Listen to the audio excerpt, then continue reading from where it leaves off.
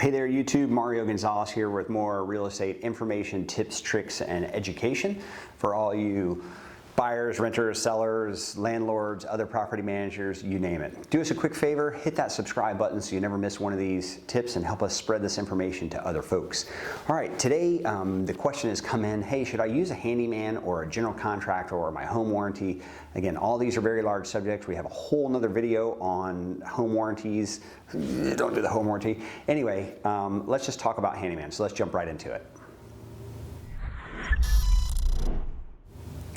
Okay, so should you use a handyman at your rental property? So if you are an individual landlord or you only have one or two, a small portfolio of homes, people are very inclined to have a handyman or a family friend go over there and do some light work on the home. Now, I'm gonna kind of give you some pros and cons on this. I mean, one of the largest pros and why people do it more than they should, it's because it saves them some money. So, or at least they believe that it's saving them some money, right? So, and if it all goes well, then yeah, a family friend is probably saving you some money. Now let me give you a con to that. Now the family friend is probably going to skip some steps, not intentionally, but maybe because they just don't know everything. So if you got a guy that can fix everything or a gal that, oh yeah, they can fix anything, but are they fully qualified to do all the right things and the right steps? Okay, this kind of brings me to my next point. If it's a larger job, then it may just be very simple to call up a handyman and say, hey, can you get over there and take care of this right now? As against like a contractor that would say, hey, we have to pull a permit for that, and we have to, to get code enforcement, we have to do all this good stuff. That may seem too complicated to you or too costly, but trust me, you're gonna want those steps done, especially when it comes time to resell the home, or if anything goes south. If anything goes south in this, you absolutely want to have all the right checks and all the right boxes.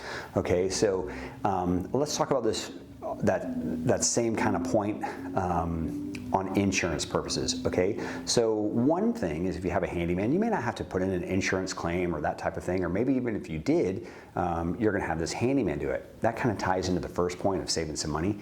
But trust me, in insurance, they want someone who is licensed and insured and has all the proper qualifications to do the work, okay? And also, let's ask the insurance, what kind of insurance does that handyman have?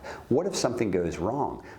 Quick story, I had a family friend that actually, when I was retiring from the military, was actually at my retirement, spending some time down here, and got a phone call from one of their neighbors. They lived in a 100-year-old bed and breakfast with solid wood floors, a beautiful home, and they said, hey, you have water running out of your front door. Now, this is in kind of a very rural area of Tennessee, so they had to hop on a plane and fly back there, but ton was ruined. Why? Because a handyman had just swapped out a little valve underneath the sink. Well, after they swapped out that little valve, the whopping $7 valve, a couple days later, the fitting let go and it flooded their house, and it cost them thousands of dollars. That handyman wasn't insured to do it, so they had to go against their own home insurance. It was a complete mess, but it could have been avoided, right? It could have been avoided if they had picked, one, the right person, a licensed plumber to go in there and do it properly, two, if they had had someone with the proper insurance to cover the damages, but instead they had to incur that themselves. And most folks that only have one or two rental homes don't have a lot of cushion to make up for that type of thing. So absolutely think about who the professional is that you're putting in there to do that. One recommendation we say is anytime that you're working on the pressure side of water, the pressurized side of water, or HVAC, or your roof, or electrical, any of those, make sure that you have the licensed and insured professional doing that. You don't want a handyman in there just kind of tweaking on things. If something goes bad, wrong electrically, it's gonna cost you big time, especially if that house burns down. Something goes wrong in the water, going to cost you. Someone falls off a roof, you want to make sure they are licensed and insured. Somebody goofs up your air condition, absolutely you want them to be held accountable. So handyman can be used for a lot of simple things. You've got that doorknob that's not working right, you have that small hole in the drywall, you just need a wall painted, that type of thing.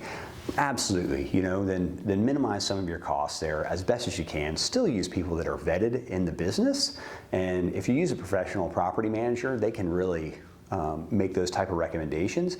But otherwise, if you're working on one of those big items, please, please, please make sure that you use a licensed and insured contractor that specializes in those fields. Now, We have a whole nother video with regards to home warranties, and we'll put a link down below. I'll put it on an end screen or something here, so you can actually educate yourself there on the home warranties.